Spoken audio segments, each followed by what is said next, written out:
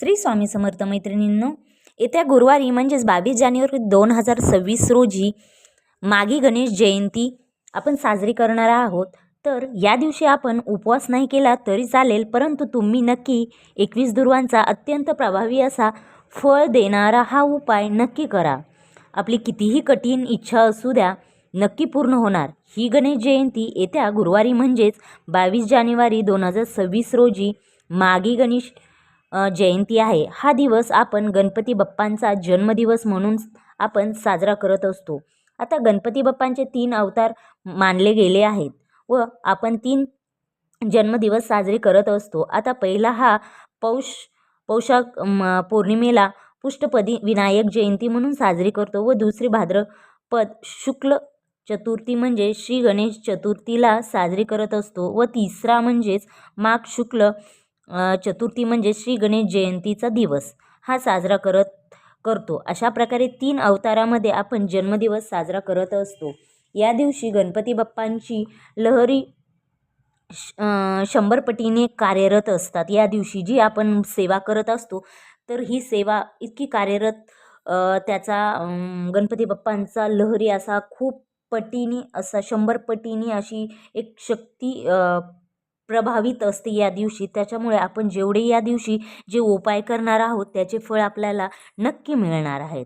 या दिवशी केलेले जप अथर्वशीष हे अधिक प्रभावी असतात. गणपती बाप्पा हे विघ्नहर्ता आहेत.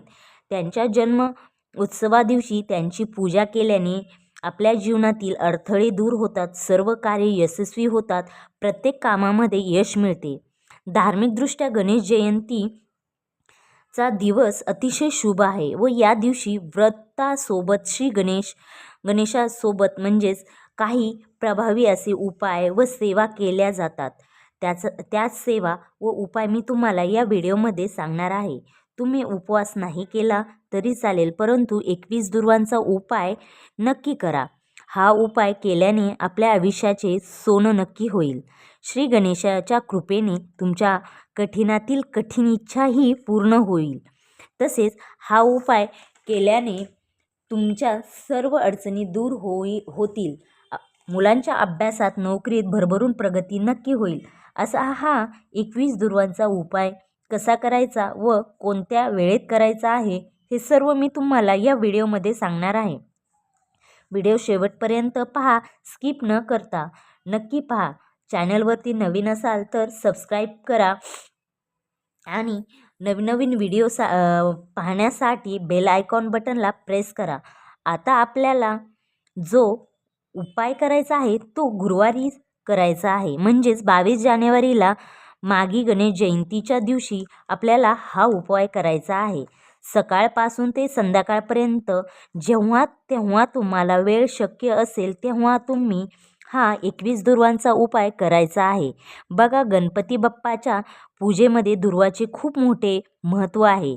असे म्हणतात की गणपती बाप्पाने दुर्वा ग्रहण केल्या होत्या आणि म्हणून आपण गणपती बाप्पांना दुर्वा अर्पण करत असतो. दुर्वाशिवाय गणपती बाप्पांची पूजा पूर्ण होत नाही. विशेष म्हणजे या दिवशी गणपती बाप्पा पृथ्वीवर आपल्या भक्तांना आशीर्वाद देण्यासाठी बाप्पा आलेले असतात आणि त्यात अतिशय प्रिय असणाऱ्या दुर्वाचा आपण काही उपाय केला तर नक्की श्री गणेश आपल्यावर प्रसन्न होतात. हा उपाय इच्छापूर्ती उपाय आहे. आपण सर्वात अगोदर घरातील गणपती बाप्पांची मूर्तीचा पंचामृत किंवा साध्या पाण्याने अभिषेक करून घ्यायचा आहे. व्यवस्थित पुसून घ्यायची आहे मूर्ती व व्यवस्थित स्थापन करायची आहे. आपण त्याला धूप दीप लावून हळदी कुंकू अक्षदा लावून आपण व्यवस्थित अभिषेक वगैरे करायचा आहे. त्यानंतर 21 दुर्वांची जुडी तयार करायची आहे.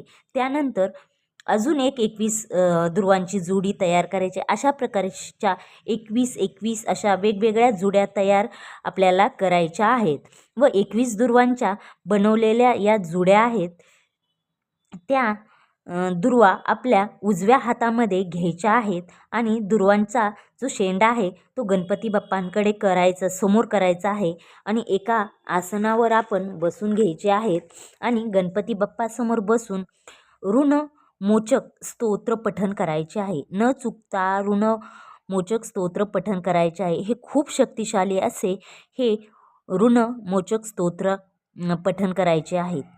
हे स्तोत्र खूप प्रभावी स्तोत्र आहे. दुर्वा हातात घेऊन हे स्तोत्र पठण करावे.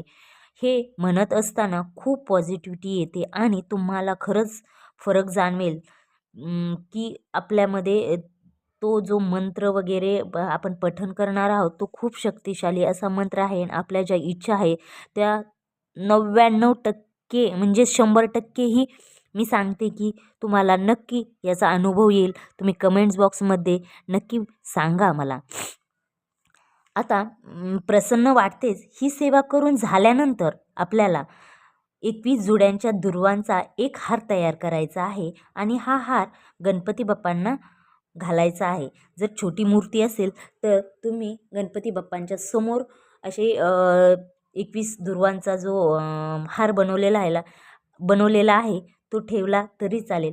परंतु तुम्ही न चुकता या दिवशी 21 जुड्यांच्या दुर्वांचा हार करून आपण गणपती बाप्पांना अर्पण करायचं आहे.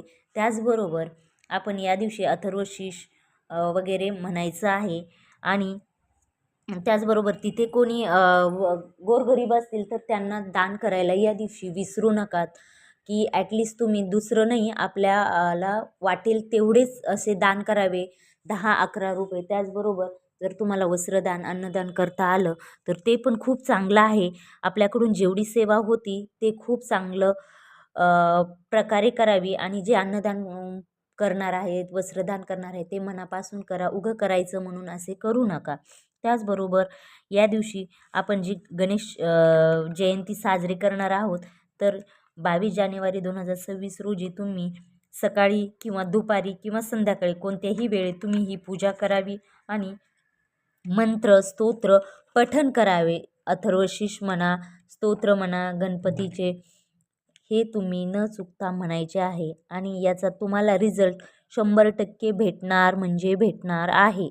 त्याच्यामुळे तुम्ही घरी जास्तीत जास्त जर हा उपाय करायचा असेल तर तुम्ही घरी पण करू शकतात. मंदिरात जाऊन पण तुम्ही हे उपाय करू शकतात.